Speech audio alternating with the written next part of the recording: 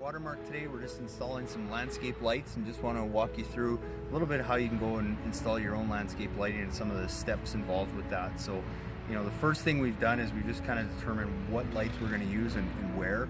A good way to do that is really just test some things out. So two ways you can do that is one, if you just go take a flashlight at night and try lighting up some stuff and see what looks good. That's a great way to do it. Another thing that I'd recommend, a little trick that we use sometimes, is actually just using a 9-volt battery and the actual lighting fixture that you're gonna use. If you've bought a good one, you should be able to run this off a 9-volt battery just by attaching the two wires to the terminals on the battery, and then you can actually go around and you can light up some stuff and see what looks best. So good trick. That'd probably be the first step, so you can kind of see what's going to look best on your property. Really cool trick, really easy that we use. Okay, so now that we've played around, we've kind of seen what's going to look good on this property. We've selected our fixtures, and now we're going to go and kind of place them where we want. So on this project, we're going to use 3 different types of lights. We're going to use a wash light that we're going to use to highlight the front entrance and the peak of this house. We're going to use a very common bullet light or uplight or spotlight, whatever you want to call it. We're going to highlight some evergreen trees. We're going to take it kind of to the next level. We're going to add an extra degree here. We're actually going to put a green filter on this lens, so it's going to make the evergreen tree just stand out that much more and look that much greener. And then the third one we're going to use, where usually you see a tree like this kind of behind me, where they would just typically throw some uplights in the ground and light that up. We're actually going to use a hanging light in this tree that's going to light the tree from up above, as well as light a lot of the ground cover around it. So it's just a way to light a tree without having to put 2 or 3 lights on the bottom. We can do everything with just one light. So it's a good trick and a good tip to just help save some money as well. So that's what we're going to do on this project. Okay, so the next step is we picked our lights. We know that where we're going to put them. Now we're actually going to go and just start placing them in the ground. We're not going to do anything permanent yet because we want to make sure everything works before we get it buried. But I'm going to take my ground stake and we're going to get that nice and deep, and I just use a rubber mallet so that we can really get it down there and make sure it's nice and stable. And then go ahead and screw our light on.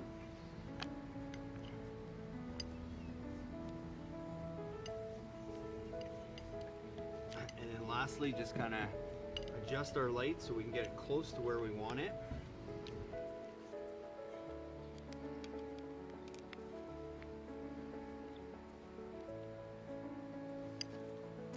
Leave it at that, and then we're going to go make some final adjustments once we get everything wired and make sure this is exactly where we want to leave. So once we've got all our fixtures placed, the next step is generally we're just going to go and run all our wires. So we're not going to bury anything again, but just take our wire, leave a loop at every lighting fixture, just so you can leave a little extra room. So in case we need to move that light, we've got a little bit of play to do that with. And then basically just above the ground, we're just going to lay all our wire out to each fixture and then all the way back to the transformer, just to make sure that we have enough wire. Again, leaving a loop at every single light so we have a little bit of give. And then from there, we're going to go and we're going to wire everything up and just make sure everything works. Yes, once we've got all our wire laid out, the next step is we just want to make sure we have power, so that we're going to go and actually get our transformer mounted and hooked up so that we can test all the lights. So what I generally recommend is not mounting these on the house. Just for the sake, it's just that much easier. If you just go buy a nice 4x4 cedar post, and we usually put a nice iron cap on it so it looks good, then you can just go and mount it right on there.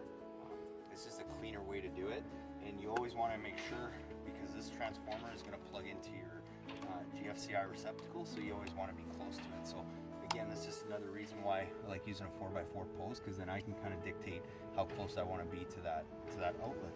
And depending on the transformer that you're going to use, they're pretty much all going to have a common tap and another terminal.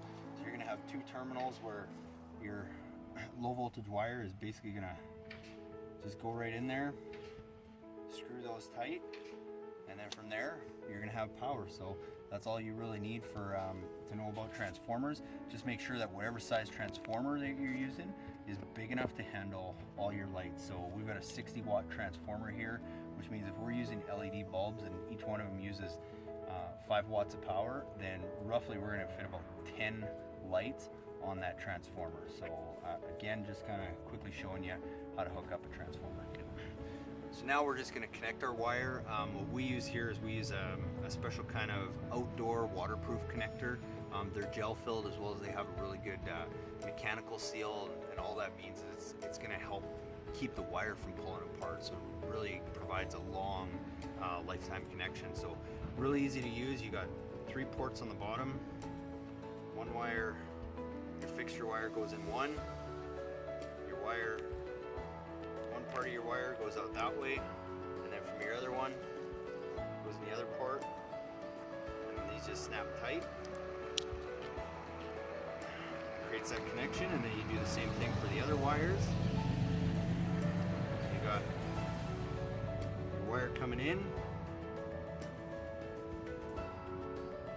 wire going out, and then your fixture wire,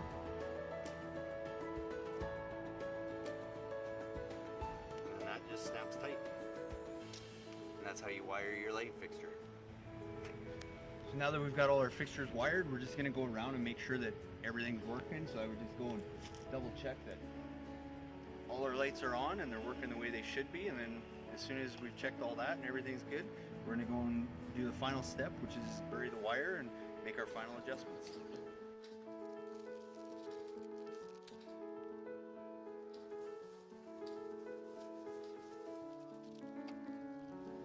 Yeah, so the last step, we've got all our wire buried. Now we're just going to go make our final adjustments and just make sure we've got our lights exactly the way we want them.